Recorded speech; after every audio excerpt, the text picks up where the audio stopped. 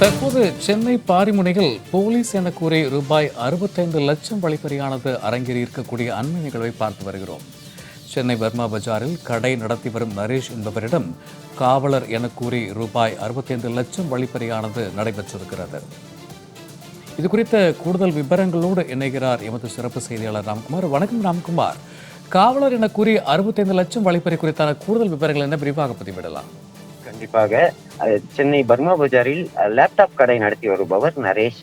இவர் நேற்று இரவு கடையை அடைத்துவிட்டு கடையிலிருந்து 65 லட்சம் ரூபாயை கோட்டை ரயில் நிலையம் அருகே இருக்கக்கூடிய முத்துசாமி பாலம் அருகே வரும்போது 4 பேர் கொண்ட கும்பல் அவரை வழிமறித்திருக்கிறது. வழிமறித்தவுடன் இது நாங்கள் போலீஸ் என கூறி அந்த கும்பல் அவரது பேகை பார்த்தபோது அதில் கட்டுக்கட்டாக 500 ரூபாய் நோட்டு கட்டுகள் இருந்தது தெரிய வந்திருக்கிறது.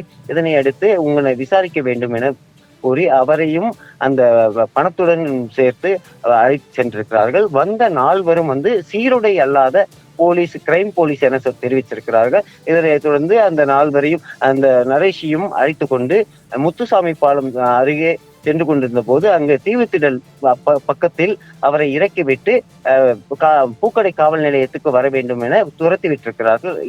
இதனை தொடர்ந்து அவர் பூக்கடை காவல் நிலையத்தில் சென்று பார்த்த போது இவரிடம் பணம் பறித்த நபர்கள் போலீஸ் இல்லை என தெரிய வந்திருக்கிறது. இதனை அடுத்து நரேஷ் பூக்கடை காவல் நிலையத்தில் புகார் அளித்திருக்கிறார். அந்த புகாரின் பேரில் பூக்கடை துணை ஆணையர் மற்றும் காவல்துறை அதிகாரிகள் முத்துசாமி பாலம் அருகே சம்பவம் நடைபெற்ற இடத்தில் விசாரித்து கொண்டிருக்கிறார்கள். அங்கு இருக்கக்கூடிய கண்காணிப்பு கேமரா பதிவு வைத்து விசாரித்துக் கொண்டிருக்கிறார்கள். இதே போல்தான் ஓமந்தூர் கடந்த பல மாதங்களுக்கு முன்பு ஓமந்தூரார் மருத்துவமனை அருகே அதாவது வருமான வரித்துறை அதிகாரிகள் மற்றும் காவலர்கள் என கூறி 20 லட்சம் ரூபாய் ரொக்க பணத்தை வேலூரை சேர்ந்த நபரிடம் பறித்த சம்பவம் அரங்கேறியது.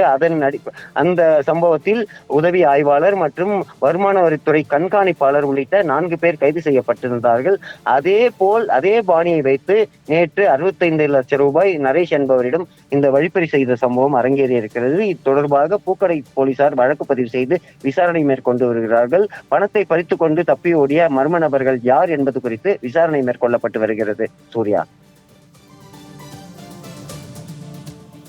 சென்னை பாரிமுனையில் போலீஸ் என கூறி 65 லட்சம் ரூபாய் வழிப்பறி குறித்த கூடுதல் விவரங்களுக்கு நன்றி ராம்குமார்.